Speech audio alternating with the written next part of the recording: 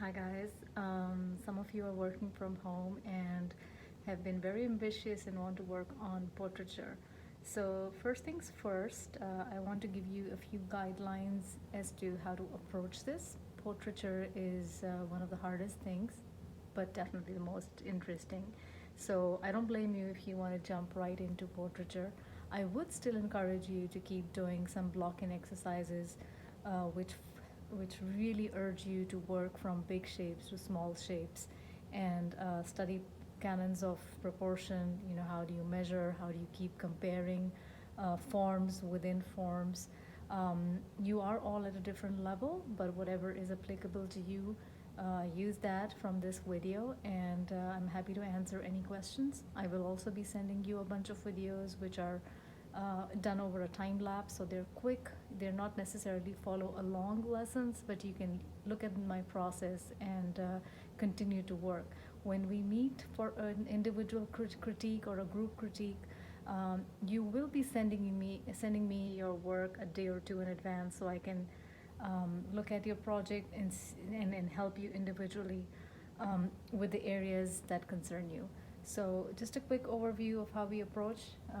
The first thing we need to keep in mind is that we need a good photograph. Now, of course, a lot of us are not able to work from a live model at home especially during this time. I do encourage you to study from life. It could be a pet, it could be an object, it could be your loved one. Just help them sit in a pose for about 30 seconds, 3 minutes, 30 minutes.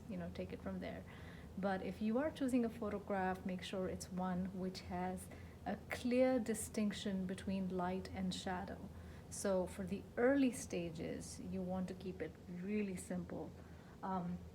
So for instance, if you look at this picture here of Obama, now someone that I'm working with has sent me this picture, so therefore I chose this one. But it also has a very good sense of light and shadow. We can identify our primary source. So you want to choose pictures which have one dominant light source. In this case, we can see that the light is falling from the upper left corner, shining all across very beautifully across the form on the front plane. That's one.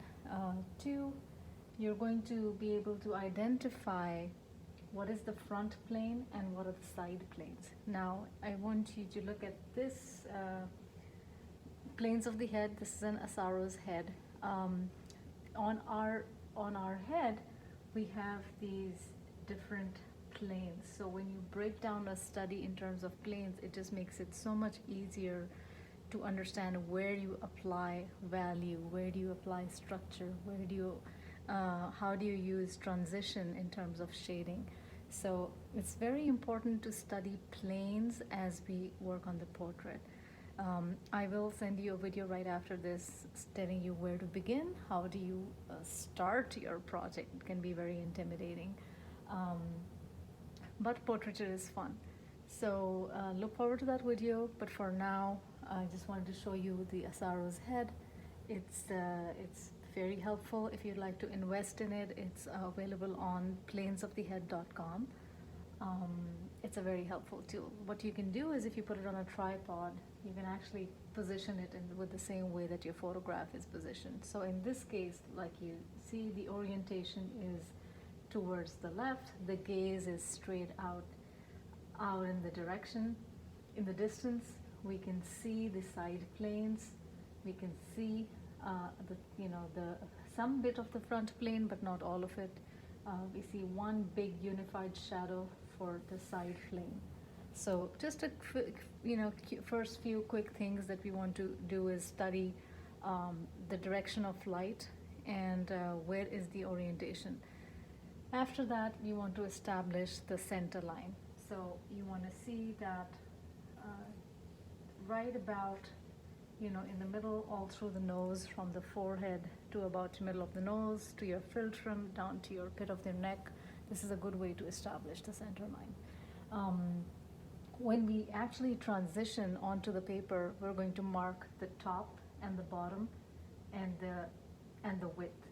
So it can be a bit deceptive, but usually portraits are almost as tall as they are wide. Now, it seems a little counterintuitive, and of course, that would depend on the orientation. But I would like you to take your pencil, just extend your pencil, and try to do a quick comparative measurement and see if they line up. And they do. So it's hard to believe, but you'll have to do that with your own photograph. The other good idea is to kind of place your reference picture and your paper right next to that so that you can compare across in terms of distances. So I'll stop here and I'll send you a few videos. All right, bye.